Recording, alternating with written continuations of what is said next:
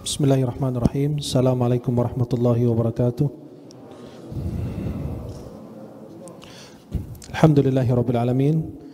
Wassalatu wassalamu ala asyrafil mursalin sayyidina wa nabiyina Muhammadin sallallahu alaihi wa alihi wa sahbihi ajma'in. Para jemaah yang dimuliakan Allah, uhibbukum jami'an fillah. Saya cinta kalian semua karena Allah Subhanahu wa taala. Semoga Allah senantiasa bertemukan kita di dunia dalam taat dan di akhirat di surganya Allah Subhanahu wa taala. Para jemaah yang dimuliakan Allah Subhanahu wa taala, pembahasan kita di malam hari yang mulia ini seputar surat Al-Kahfi. Surat yang dianjurkan atau disunnahkan umat Islam membacanya pada hari Jumat atau malam Jumat. Sampai Imam Syafi'i mengatakan dalam kitab dianjurkan atau disunnahkan kita membaca surat Al-Kahfi di malam hari Jumat atau pada hari Jumat. Dan beliau menyebutkan hadis Rasulullah tentang keutamaan membaca surat Al-Kahfi pada hari Jumat atau malam Jumat. Para jemaah yang dimuliakan Allah, apa kaitannya di antara surat Al-Kahfi dan Dajjal? Atau apa yang ada di dalam surat Al-Kahfi sehingga Rasulullah menganjurkan umatnya agar mereka membaca surat Al-Kahfi di malam Jumat atau hari Jumat? Kita harus mengetahui dulu bahwa surat Al-Kahfi adalah surat Makkiyah. Arti daripada surat Makkiyah bukan yang turun di Makkah. Madani yang turun di Madinah, tidak. Ini salah satu pendapat ulama, tapi ini masih pendapat lemah.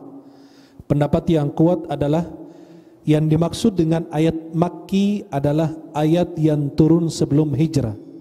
Jelas?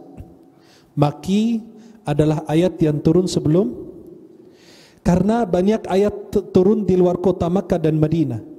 Apa kita namakan ayat lain? Tidak, hanya cuma dua dalam Al-Quran, ayat Makki dan ayat Madani. Ayat Makki yang turun di sebelum hijrah dan ayat Makki yang turun sesudah hijrah Rasulullah Muhammad sallallahu alaihi wasallam. Ayat Makki kebanyakan berbicara tentang, ada ciri-cirinya, berbicara tentang akidah, tentang Allah. Karena ini sebelum hijrah Rasulullah, Allah masih menanamkan akidah di antara atau di hati umat Islam. Kemudian ayat Madani yang turun sesudah hijrah, ayat tersebut banyak cerita tentang syariat, tentang sholat, tentang zakat, tentang puasa, karena puasa diwajibkan pada tahun kedua Hijriyah dan lain sebagainya. Maka Makki artinya ayat yang turun sebelum hijrah, Madani ayat yang turun sesudah hijrah. Jumlah ayat surat Al-Kahfi 110. Berapa jumlahnya? 110 ayat. Nama surat Al-Kahfi disebut surat Al-Kahf atau Ahlul Kahfi atau Ashabul Kahfi. Al-Kahfi itu artinya gua, Ashabul Kahfi artinya penghuni gua, atau Ahlul Kahfi penghuni gua juga. Surat tersebut dinamakan dengan Al-Kahfi atau Ashabul Kahfi, penghuni gua, karena surat tersebut mencakup dan menceritakan di dalamnya banyak fitnah-fitnah yang terjadi dan menimpa diri kita di dunia. Pertama adalah fitnatul mal, fitnah harta. Yang kedua adalah fitnatus sultah, fitnah kekuasaan, jabatan. Yang ketiga adalah fitnatul ilm, fitnah ilmu. Yang keempat adalah fitnatud din, fitnah dalam agama. Maka surat tersebut dinamakan dengan Ashabul Kahfi atau penghuni gua, sedangkan ada fitnah-fitnah lain karena yang menimpa diri mereka adalah fitnah terbesar yang menimpa diri seorang muslim adalah fitnah tentang agama. Fitnah harta, tahta, wanita, kalah semuanya terhadap fitnah agama.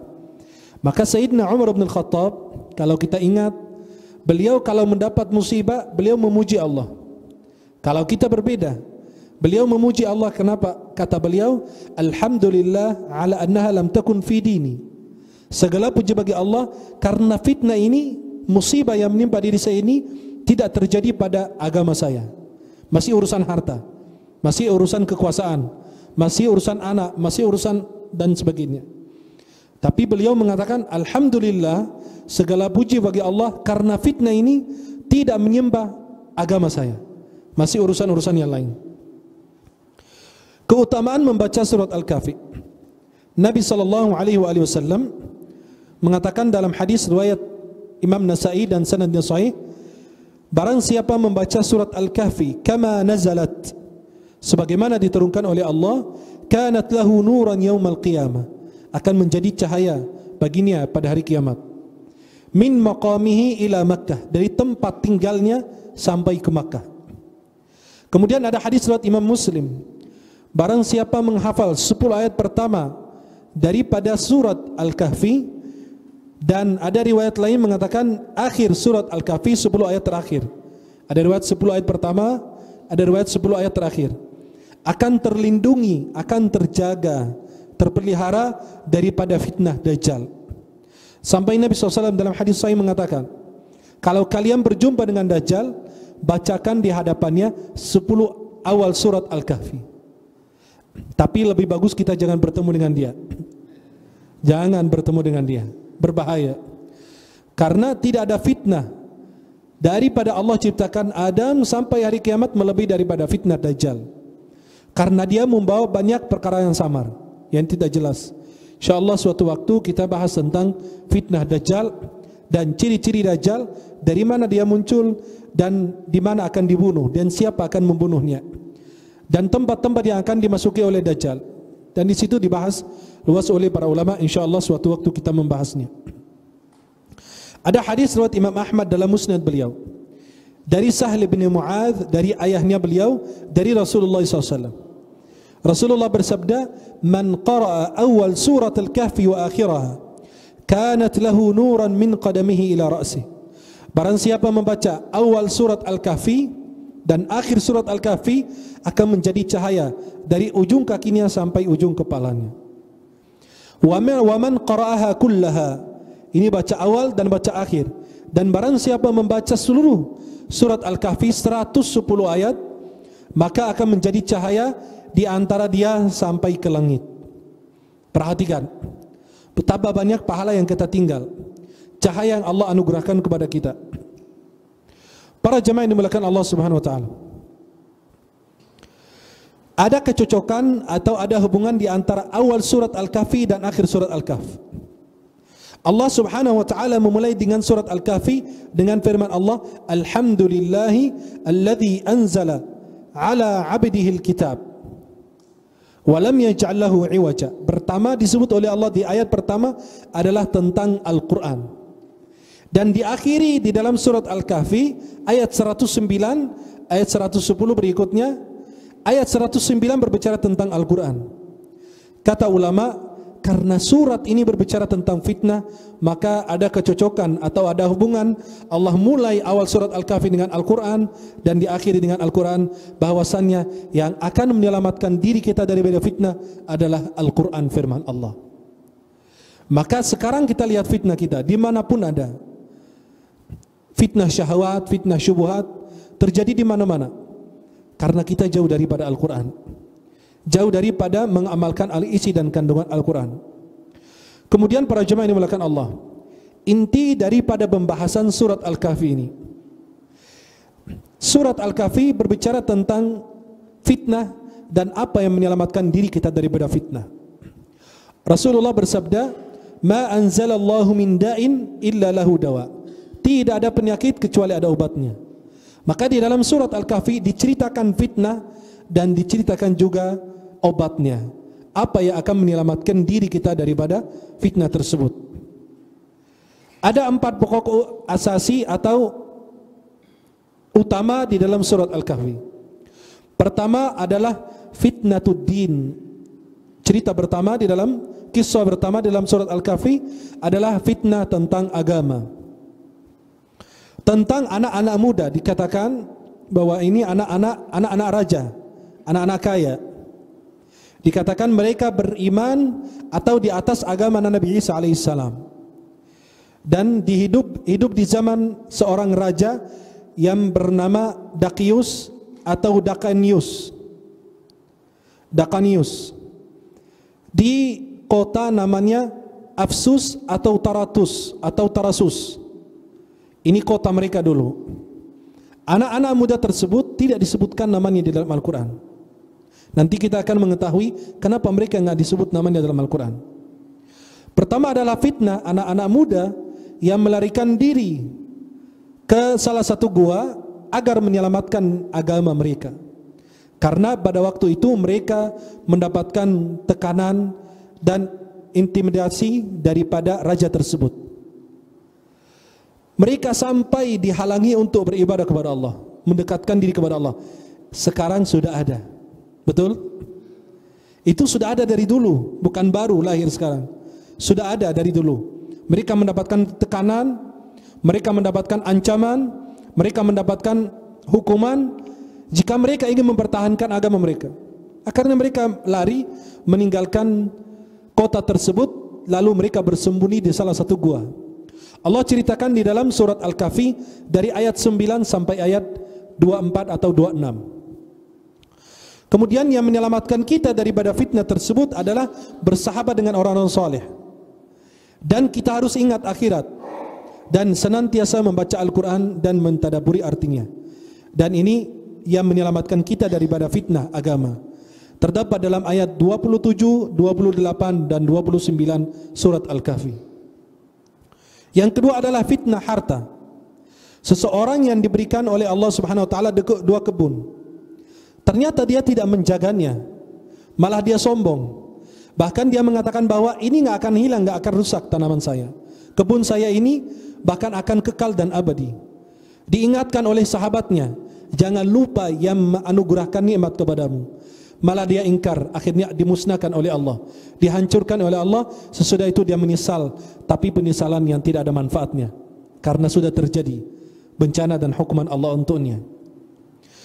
Kemudian para jemaah, itu terdapat di dalam ayat 32 sampai ayat 44 yang akan melindungi dan menjaga kita daripada fitnah harta.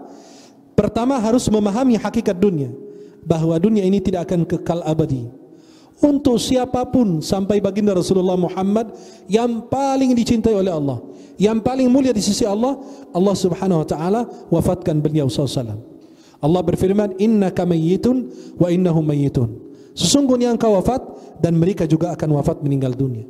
Masa kekasihnya Allah wafat menghadap Allah, masa kita akan diberi abadi atau kekal di atas muka bumi. Maka pertama harus memahami hakikat dunia.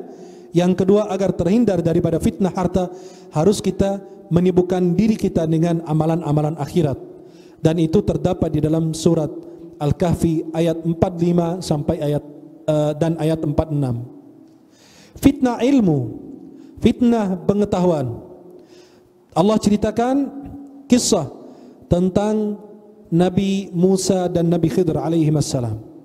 Terdapat dalam ayat 60 dan sampai ayat 82.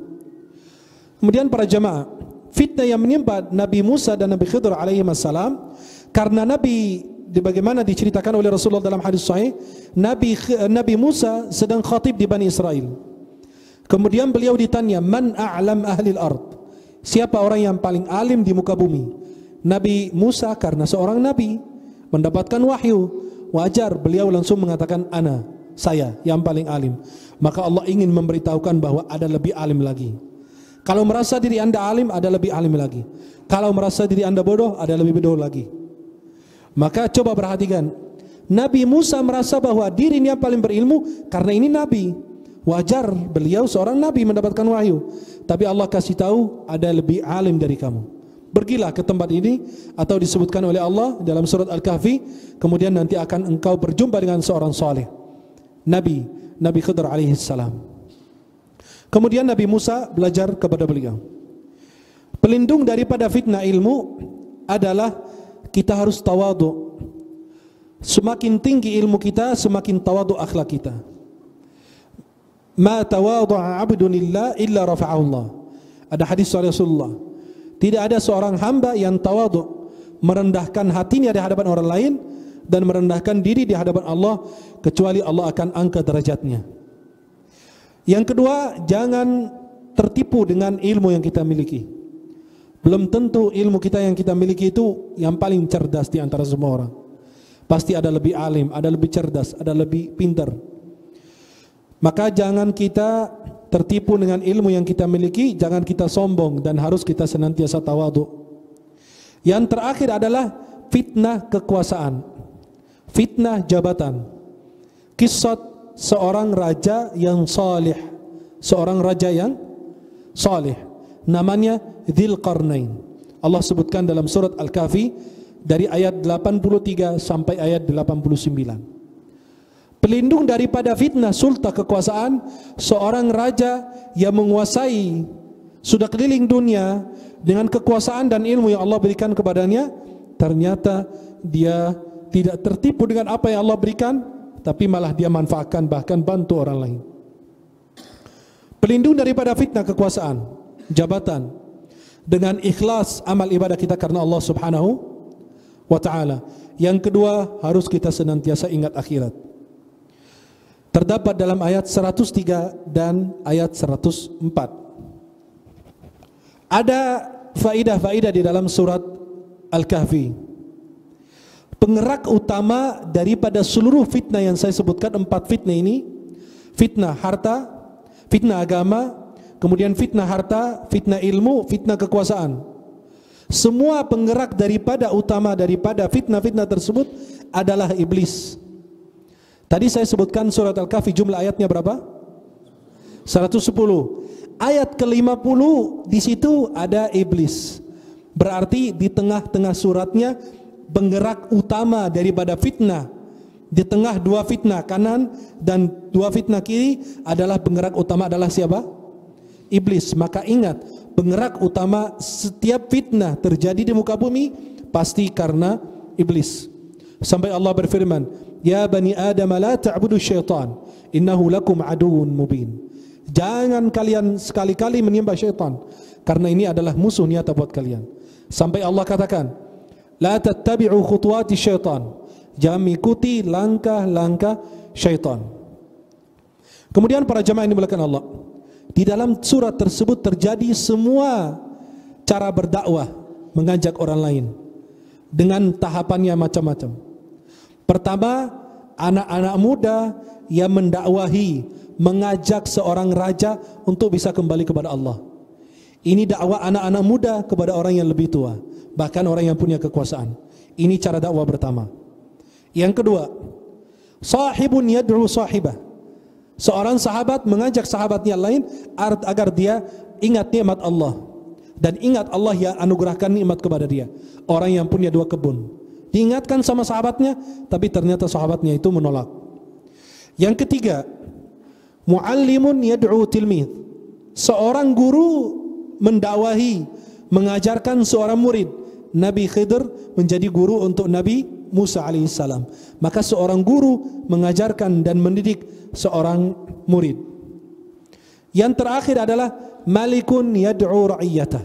Seorang raja, Dzulqarnain, mengajak rakyatnya agar senantiasa dekat dengan Allah Subhanahu wa taala. Di sini ada sebuah pertanyaan. Kenapa anak-anak muda para penghuni gua tersebut mereka tidak disebut namanya oleh Allah dalam Al-Qur'an? Karena cerita ini bisa terulang berkali-kali di dunia. Maka Allah mengatakan, kalau Allah sebutkan nama berarti cerita itu tidak akan terulangi. Berbeda dengan kalau Allah Subhanahu wa taala tidak menceritakan, maka itu pasti akan terjadi berkali-kali, berulang-ulang. Sekarang coba perhatikan, yang punya kekuasaan, intimidasi ulama, tekan ulama, menghina ulama, dan seterusnya itu ada terjadi, betul?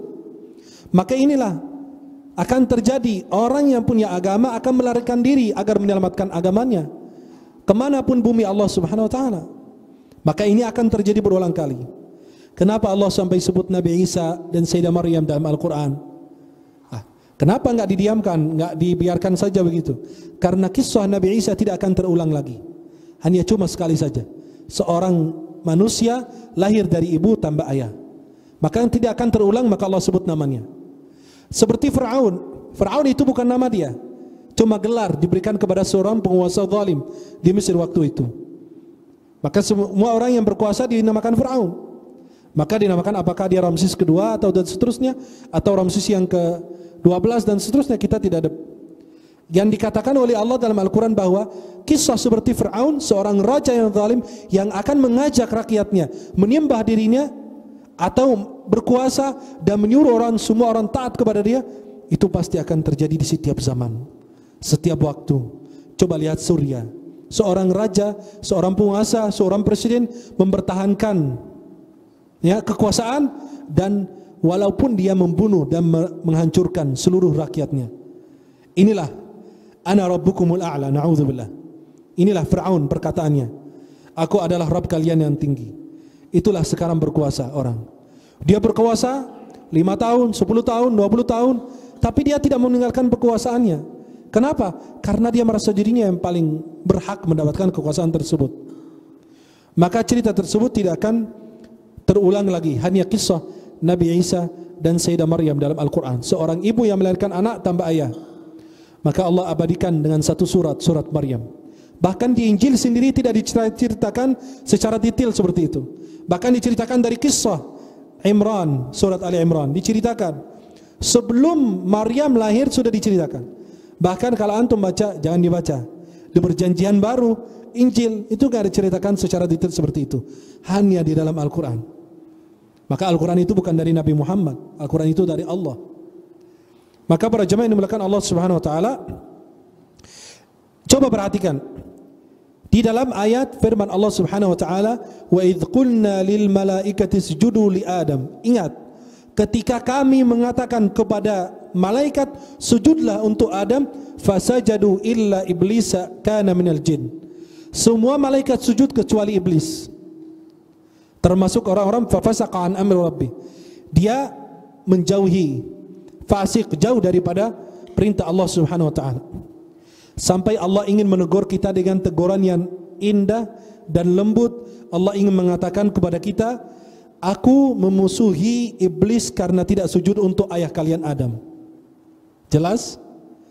Allah katakan kepada malaikat, sujud untuk Adam, semua sujud kecuali iblis. Allah musuhi iblis. Kenapa? Karena Allah musuhi iblis. Allah ingin mengatakan kepada kita umat manusia bahwa aku memusuhi iblis karena tidak sujud kepada ayah kalian, bapak kalian adalah Nabi Adam. Dan permusuhan itu karena kalian, karena dia tidak sujud kepada Adam. Tapi ujung-ujungnya permusuhan ini malah kalian membuat perjanjian dengan iblis. Kalian mengikuti langkah-langkah iblis. Kalian buat perjanjian perdamaian dengan iblis. Maka iblis di akhirat, di dalam surat Ibrahim diceritakan, wa qala syaitanu lamma qudiya al-amru innallaha wa'adakum wa'dal haqq wa wa'adtukum fa akhlaftukum wa ma kana li 'alaykum min sultani illa an da'awtukum fastajabtum li fala talumuni wa lumu anfusakum ma ana bimusrikhikum wa ma antum bimusrikhi. Ingat ketika iblis akan berpidato, akan berkhutbah di atas mimbar dari api di neraka jahanam. Dia akan berkhutbah menyampaikan bahwa aku tidak pernah memaksa kalian mengikuti saya. Jangan menyalahkan diri saya, tapi salahkan diri kalian. Allah sudah janji kepada kalian dan saya sudah janji kepada kalian. Allah menepati janji dan saya tidak bisa menepati janji. Dia ternyata melarikan diri daripada janjinya di hari kiamat tersebut. Kemudian para jemaah yang dimuliakan Allah, apa hubungannya antara surat Al-Kahfi dan fitnah Dajjal? Sampai dikatakan Nabi, kalau ketemu Dajjal, bacakan awal surat Al-Kahfi atau akhir surat Al-Kahfi di hadapannya. Apa ini hubungannya? Kata ulama, Dajjal akan muncul sebelum hari kiamat. Tanda terakhir yang paling kecil adalah munculnya Imam Mahdi. Tanda yang paling kecil hari kiamat adalah munculnya Imam Mahdi. Tanda besar hari kiamat pertama yang muncul adalah munculnya Dajjal. Kemudian ulama mengatakan munculnya Dajjal sebelum kiamat dan membawa 4 fitnah. Yang pertama adalah fitnah agama. Akan meminta dari semua manusia agar mereka menyembahnya. Maka dia akan mengaku bahwa dia adalah Rabb alam semesta. Sampai Nabi SAW mengatakan, Rabb kalian maha sempurna, maha mulia. Masalah kalian buta sebelah. Inna rabbakum laisa bi'awar. Inna dajjal a'war wa inna rabbakum laisa bi'awar. Sesungguhnya Dajjal itu adalah orang yang buta sebelah mata, dan Allah Subhanahu wa taala Maha sempurna Subhanahu wa taala. Semua kesempurnaan, kemuliaan dimiliki oleh Allah Subhanahu wa taala. Maka pertama fitnah yang terjadi adalah fitnah agama. Akan menimpa diri kita, agama kita, keyakinan kita. Aku adalah Rabb kalian. Sampai pertama dia muncul akan diikuti oleh 70.000 orang Yahudi. Karena Dajjal dalam versi Yahudi adalah Imam Mahdi mereka. Kalau kita umat Islam, Imam Mahdi adalah Muhammad ibn Abdullah. Namanya sama nama dengan Rasulullah. Nama ayahnya sama dengan nama ayah Rasulullah. Beliau keturunan Imam Hasan atau Imam Husain. Allah bersiapkan dalam satu malam. Itu Imam Mahdi al-Sunnah Jamaah. Kalau Imam Mahdi Syiah berbeda. Imam Mahdi adalah imam ke-12 dalam Syiah, Muhammad ibn al-Hasan al-Askari. Dia masuk ke dalam salah satu terowongan Sirdab di Samarra. Samarra itu kota di Irak, di negara Irak. Maka mereka setiap tahun datang meminta tepuk tangan, nyanyi agar dia keluar. Akhirnya dia nggak keluar karena memang nggak ada orang di dalam Sirdab tersebut, di dalam terowongan tersebut. Sampai hari kiamat dia nggak bakalan keluar. Mereka mengatakan bahwa dia akan muncul di akhir zaman. Kalau Imam Mahdi menurut versi Yahudi adalah Dajjal yang akan menyelamatkan mereka. Kemudian para jemaah yang dimuliakan Allah, fitnah kedua adalah fitnah harta. Sampai dia akan memerintahkan langit untuk menurunkan hujan. Bahkan akan menggoda orang dengan harta yang dia bawa. Maka itulah fitnah yang kedua. Persis sebagaimana fitnah yang diceritakan seorang yang punya 2 kebun. Diingatkan oleh sahabatnya tentang jangan lupa kepada, karena sudah dikasih nikmat, kamu lupa kepada Allah yang menganugerahkan nikmat tersebut, Maha memberi nikmat tersebut. Yang ketiga adalah fitnah pengetahuan, fitnah ilmu. Dia akan menguji kita, memfitnah kita dengan pengetahuan. Dia akan memberitahukan kita tentang banyak berita, dan banyak orang akan tergoda, bahkan banyak orang akan mengikutinya. Yang keempat adalah fitnah sultan, kekuasaan. Dia akan menguasai seluruh bumi kecuali Makkah dan Madinah. Dia masuk Jakarta enggak nanti? Masuk Jakarta. Masuk ke komplek Permata Mediterania, masuk di sini juga. Ya, semoga kita semua enggak ketemu dengan dia. Dia akan keliling dunia dalam waktu 40 hari. Hari pertama dihitung dinilai seperti setahun. Hari kedua dinilai, Rasulullah jelaskan SAW. Nanti jelaskan pada waktu penjelasan tentang Dajjal.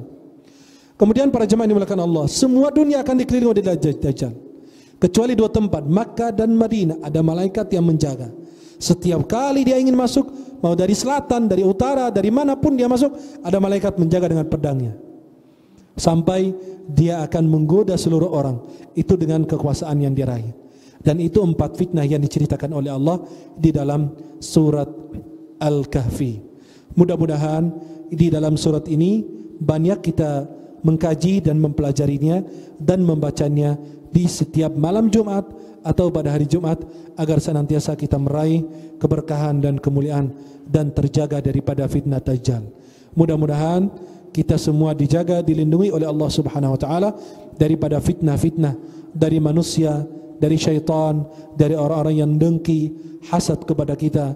Allah jaga keluarga kita, Allah jaga harta kita, Allah jaga keluarga kita, seluruh umat Islam agar senantiasa diridai dan dimuliakan oleh Allah Subhanahu wa taala. Wallahu taala a'la wa a'lam bis-shawab, wa sallallahu ala nabiyina Muhammad